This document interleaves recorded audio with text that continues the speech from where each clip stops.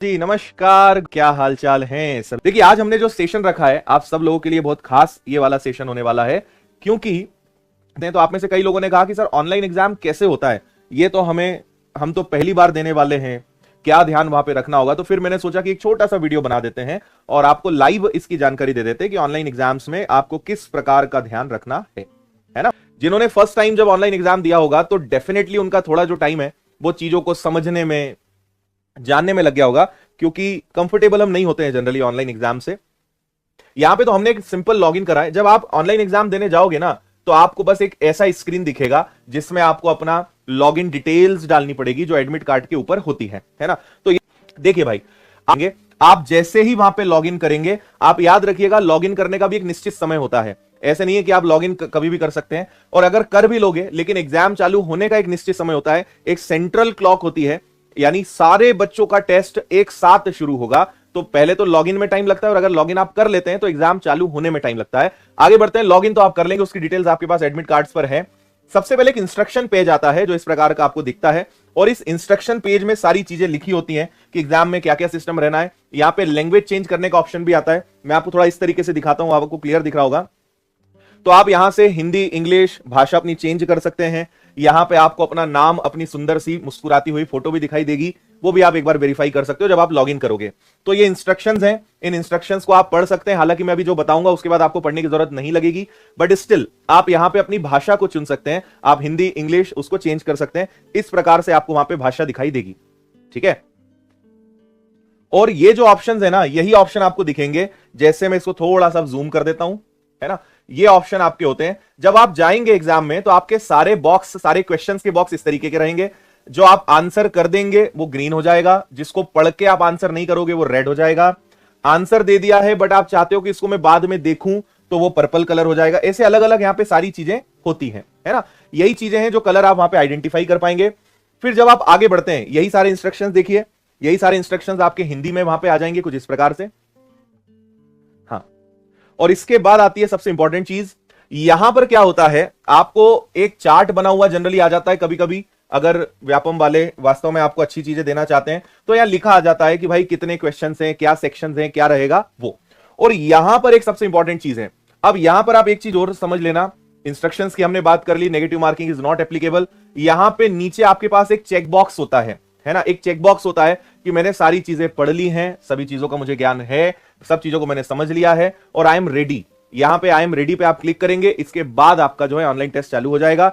In between language choose करने का भी ऑप्शन आ जाता है कि आप पूरा पेपर हिंदी में चाहते हैं इंग्लिश में। एक चीज क्लियर कर दूं, पेपर हिंदी इंग्लिश दोनों भाषा में होता है, बट आपको कोई एक भाषा चुननी है तो हमेशा हर प्रश्न उसी भाषा में दिखाई देगा। तो आप अगर हिंदी माध्यम के हैं तो आप हिंदी को चुनिए, इंग्लिश के हैं तो आप इंग्लिश को चुनिए, आपको हर प्रश्न उसी भाषा में दिखेगा। लेकिन अगर किसी प्रश्न में आपको दिक्कत हो जाती है तो हर प्रश्न को अलग से बदलने का ऑप्शन आपके पास होता है। यानी बाय डिफॉल्ट फर्स्ट लैंग्वेज आपको चुनना है, उसके बाद आप किसी भी प्रश्न की भाषा को हिंदी से इंग्लिश या इंग्लिश से हिंदी कर सकते हैं। तो यहां पे आपने सारे निर्देश पढ़ लिए, चेक बॉक्स पे क्लिक कर दिया, I am ready to begin कर दिया, आपका टेस्ट जो है इसके बाद चालू हो जाएगा। और इस प्रकार का आपका वहां पे स्क्रीन होगा। अब मैं यहां पे आपको वन बाय वन सारी चीजें दिखाता हूं, एक बार ध्यान से देखिएगा। ये तो हमारे विनर्स के टेस्ट का स्क्रीनशॉट है, लेकिन इसी प्रकार का वहां मिलेगा आपको। तो यहां पे जैसे एक जगह आपको ध्यान से अगर आप देख पा रहे होंगे तो यहां पे एक जगह आपको टाइमर दिखेगा जिसमें टाइम आपका काउंटडाउन चालू हो जाएगा 2 घंटे का, है ना। और यहां पे आपके क्वेश्चन आ जाएंगे। कभी कभी क्वेश्चन इस प्रकार के होते हैं, कभी कभी क्वेश्चन में ऊपर हिंदी या इंग्लिश का ऑप्शन दे देते हैं। हिंदी यहां लिखा आ जाएगा, आप उस पर क्लिक करेंगे तो उसमें इंग्लिश का ऑप्शन आ जाएगा। तो इससे मत डरना, हर प्रश्न दोनों भाषा में आपको मिलेगा। आपके एक तरफ यानी जनरली राइट में यहां पे सारे प्रश्न होते हैं। ये क्योंकि स्क्रीनशॉट है, आप इसको माउस से, अच्छा कीबोर्ड का आपको कोई यूज करने की जरूरत नहीं है। शुरुआत में टाइप कर देना, कीबोर्ड अगर नहीं है तो वर्चुअल कीबोर्ड होगा, है ना। वहां पे जो भी इंस्ट्रक्टर्स होंगे उनकी हेल्प ले लेना अगर कोई भी डाउट होता है तो, और कीबोर्ड को कर देना अंदर, फिर उसकी कोई जरूरत नहीं है, पूरा खेल माउस से चलना है। तो जब आप इसको स्क्रॉल करोगे तो पूरे 100 प्रश्न यहां पर होंगे। आपकी इच्छा है कि मैं 1 से लेकर लाइन से चलूं तो लाइन से जाओ, आपकी इच्छा है नहीं मैं 100 से 1 पर आऊंगा, वैसे आ जाओ। आपने 4 सवाल लगाने के बाद सोचा मुझे 25 से चालू करना है तो आप 25 से, आप कहीं से भी किसी भी क्वेश्चन पे जंप मार सकते हो, कहीं भी आप पहुंच सकते हो, ये ध्यान रखना। अब देखिए यहां पे टाइमर का थोड़ा ध्यान रख लेना, टाइमर आपके साथ यहां पे आपको दिखेगा, सारी चीजें यहां पे रहेंगी। अब यहां पे आपके पास प्रश्न है, प्रश्न के बाद, है ना, अब यहां पर आप देखिए यहां पे आपके पास ऑप्शंस होते हैं, आप किसी एक ऑप्शन को यहां पे चुनेंगे, माउस से आप इस पे क्लिक करेंगे, क्लिक करते ही आपको नीचे यहां पर ये मिलेगा सेव एंड नेक्स्ट, ये जरूर करना है। क्लिक करके आगे मत बढ़ जाना, है ना। क्लिक करा और आपने कहा चलो 31वें सवाल पे चलते हैं। हर प्रश्न में आंसर देने के बाद ये जो सेव एंड नेक्स्ट ऑप्शन है, इसको जैसे ही दबाओगे आप सेकंड क्वेश्चन पे चले जाओगे, नेक्स्ट क्वेश्चन पे चले जाओगे। समझ में आया? सेव एंड नेक्स्ट मतलब कि आपका ये आंसर सेव हो गया। अच्छा, एक ऑनलाइन में सबसे बड़ा एडवांटेज मैं आपको बताता हूं जो ऑफलाइन में नहीं होता है। ओएमआर पर आप ऑनलाइन में अपने आंसर को चेंज कर सकते हो। आपको बाद में इच्छा हो कि नहीं यार घटेगा नहीं, ये तो बढ़ेगा, तो आप जाओ उसी सवाल पे, आपने कहा कि वापस 5वें पे जाओ, 5 नंबर पे क्लिक करो, आंसर खुल जाएगा। घटने की जगह बढ़ने पर क्लिक कर दो, सेव एंड नेक्स्ट कर दो, आपका आंसर चेंज हो जाएगा। तो आप आंसर भी चेंज कर सकते हो, ठीक है। आप बाद में कभी भी उसमें मॉडिफिकेशन कर सकते हो। कोई भी आंसर चुनने के बाद यहां सेव एंड नेक्स्ट जो है इसको लगाना, आपका अगला प्रश्न आ जाएगा, है ना। और ये जो कलर है ना, इनसे थोड़ा सा आप वहां पे आइडेंटिफाई कर पाओगे। ये देखो यहां पे एक ऑप्शन होता है क्लियर रिस्पॉन्स। क्लियर रिस्पॉन्स का मतलब कि आपकी इच्छा हुई कि नहीं मुझे सर, मुझे घटना नहीं बढ़ने पर क्लिक करना है, मुझे घटने पर नहीं। आपने घटने पर लगा दिया था, आपने कहा नहीं सर घटने पर नहीं, मुझे बढ़ने पर क्लिक लगाना है, तो यहां नीचे आ जाएगा क्लियर रिस्पॉन्स। ये देखो क्लियर रिस्पॉन्स, क्लियर रिस्पॉन्स मतलब मिटाना, अपनी भाषा में कहें तो।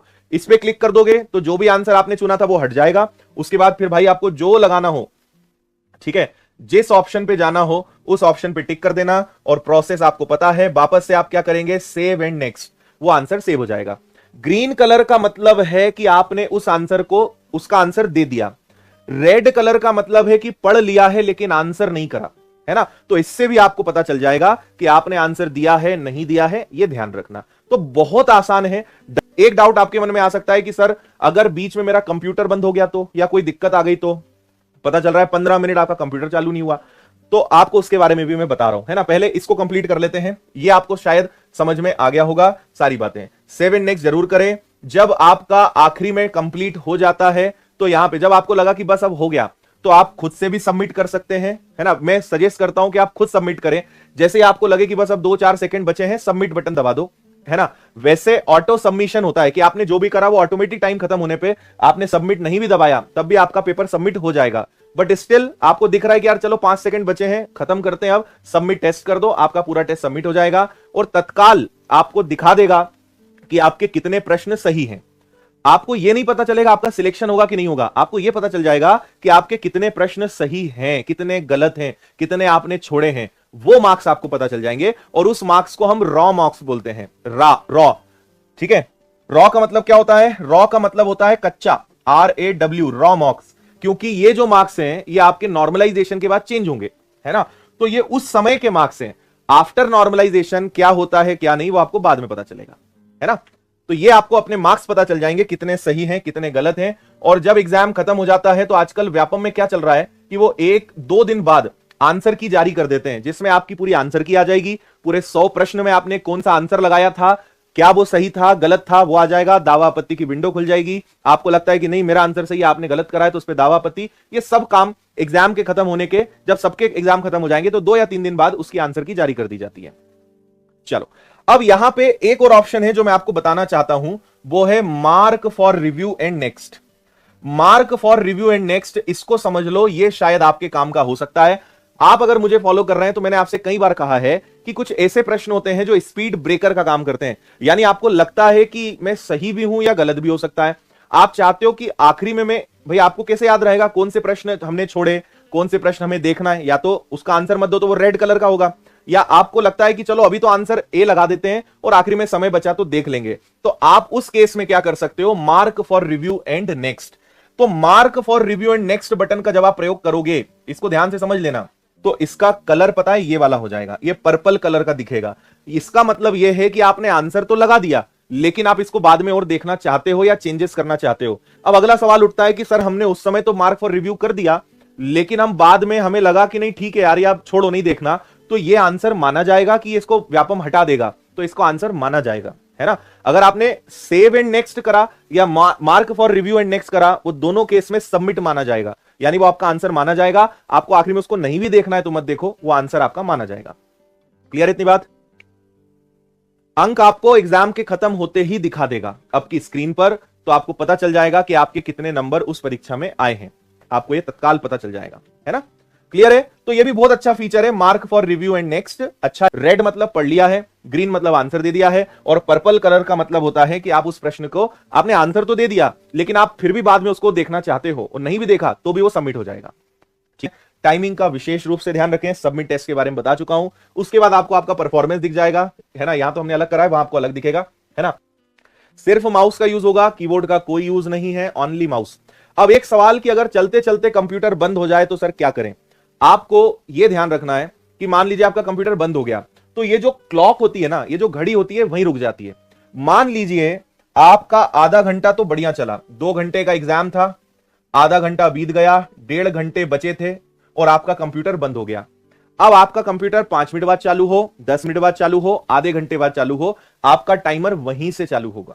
तो चिंता मत करना, घबराना मत, अरे मेरा तो टाइम निकल रहा है। आपका सिस्टम अगर बंद हो गया तो आपका टाइम भी वहीं कट हो जाएगा, और आपका सिस्टम जब भी चालू होगा, आपका सिस्टम वहीं से चालू होगा, आपका जितना टाइम बचा था वही मिलेगा, जिन प्रश्नों के आंसर आपने दे दिए वो सब एज इट इज रहेंगे। यानी ये लाइव सर्वर पे चलता है। आपने अगर ये आंसर चूज कर लिया ना तो ये सेव हो गया परमानेंट, मतलब आपका कंप्यूटर बंद हो जाए, वापस चालू करोगे वो उसी स्थिति में मिलेगा। अगर आपने 40 प्रश्नों के आंसर दे दिए तो 40 प्रश्न के आंसर वो सेव हो चुके हैं, तो आप जहां थे उसके आगे ही बढ़ना है। आपको ऐसा नहीं कि अरे यार मेरे आंसर मिट गए, मुझे पूरा फिर से करना पड़ेगा, ऐसे नहीं होता है ना। टाइमिंग भी आपको पूरा मिलेगा, आपके जो आंसर्स हैं वो सब रहेंगे, तो कंप्यूटर बंद हो जाए या कुछ हो जाए घबराना नहीं है ना। वहां जो लोग हैं उनकी मदद लेना है, वो आपको सारी चीजें बता देंगे। आपको एक पेज मिलेगा रफ वर्क के लिए, है ना, जिसपे आप रफ वर्क कर सकते हैं, तो वो आपको वहीं से दिया जाएगा। ये भी हो सकता है अलग अलग सेक्शंस हो, कई बार ऐसा होता है, इस बार पता नहीं वो क्या फॉर्मेट यूज करेंगे। जैसे आपको पता है कि अपना प्रश्न 3 सेक्शन में होता है, तो हो सकता है कि यहाँ पे 1 2 3 की तार्किक योग्यता, इसके बाद सामान्य ज्ञान, ऐसे। तो मान लो यहाँ लिखा हुआ है तो इस पर क्लिक कर लेना। हो सकता है कि आपको 40 के आगे प्रश्न ना दिखें, तो 40 के आगे प्रश्न ना दिखें तो यहाँ 3 ऊपर सेक्शन हो सकते हैं। जैसे ही क्लिक करा तो पता चला कि यहाँ 41 से 60 यहाँ गए, फिर इस पे क्लिक करा तो 61 से 100 यहाँ गए, तो ऐसा भी हो सकता है। हो सकता है 100 लगातार हो सकता है सेक्शंस में वो बांट दें। सो ऑल द बेस्ट, मस्त रहिए, बिंदास रहिए और अच्छे से पेपर दीजिए, पेपर अच्छा जाएगा, है ना, मुझे पूरा भरोसा है। और सबसे खास बात जो होगा देखा जाएगा, है ना। अब चलिए, बहुत बहुत धन्यवाद। जय